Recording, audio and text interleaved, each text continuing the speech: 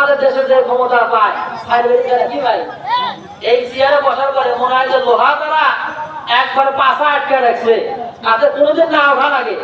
41 সালের আগে কোনো কথা নাই, কি ভাই বলছিল কিনা 41 নাই 24 শেষ হয় কি ভাই আর আছে সব বিদায় নিয়ে চলে গেছে, আর নাই। আর রামপন্থী বামপন্থী ইসলাম বিদেশিরা আর যেন ক্ষমতায় না আসতে পারে, এই জন্য আমাদের সকলকে প্রস্তুতি নিতে হবে, ঠিক কিনা মুসলমান? আমরা যদি আবার রামপন্থী বামপন্থী যদি ক্ষমতায় আসে, আমাদের হুজুরদের একটা মাথার টুপি থাকবে না। আমাদেরকে বলা হয়েছিল 2009 সালে নির্বাচনে ঘরে ঘরে চাকরি দেওয়া হবে। এখন খুঁজে দেখেন বাংলাদেশের অধিকাংশ ঘরের ছেলে পেলে বেকার যুবক ভাই আছে কিনা, লেখাপড়া করার পরে চাকরি নাই, সব ঘরে বসে আছে। তবে শেখ হাসিনা চাকরি দিতে না পারলো ভাই, একটা জিনিস দিয়ে গেছে, এতে সবাই খুশি, কি ভাই খুশি না সবাই? একটা জিনিস খুব দিচ্ছে, কি ভাই গুলি করে মেরে দিয়ে গেছে, কি ভাই?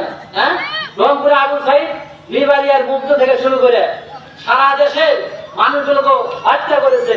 এই জন্য আমরা এটা দিয়ে গেছে।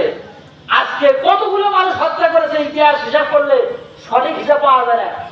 তাহলে যে লোকটা 16 কোটি মানুষের মধ্যে দয়া নাই, মানুষ ছাত্রদেরকে এইভাবে হত্যা করেছে, আমরা সরকারকে উদ্যত আহ্বান জানাবো ডক্টর ইউনূসকে, এই শেখ হাসিনা বাংলাদেশের যেখানে থাকুক না কেন ধরে এনে বাংলাদেশে নিয়ে এসে আইনের আওতায় এনে তাকে জনসম্মুখে তাকে ফাঁসি দিতে হবে, ঠিক কিনা মুসলমান?